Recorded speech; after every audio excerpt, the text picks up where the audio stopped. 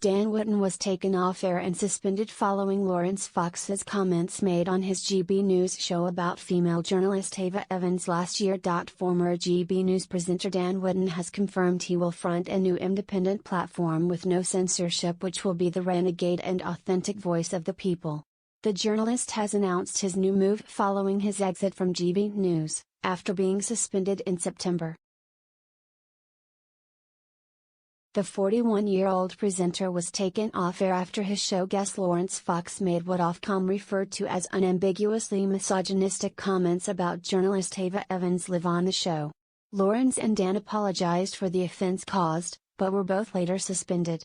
Last week, the journalist confirmed he was no longer a part of GB News and will be launching a brand new daily news and opinion show not regulated by Ofcom.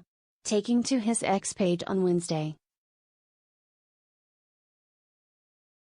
he spoke further about his platform and hit back at those who criticized him about his exchange with Lawrence, as well as separate criminal allegations against him, which has been cleared of.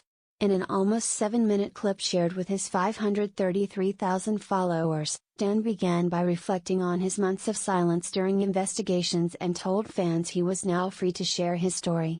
The presenter went on to claim that GB News had initially argued to Ofcom that the incident didn't breach the broadcasting code at the time, but claims cancel culture won in the end. Dan went on to address a separate matter involving criminal allegations against him, which he has been cleared of last month following an investigation. The presenter alleged that if he didn't work for GB News, he wouldn't have been under a sustained attack over completely spurious allegations made about him. He went on to say, "While I am relieved that, after 6 months, I was completely exonerated in 2 investigations by the Metropolitan and Scottish Police, the determined attempt by Byline Times to, quite literally, destroy my life over lies nearly worked. Huge damage has been done because these days the process is the punishment, with social media acting as public executioner. I always said this was a witch hunt and there was no criminality.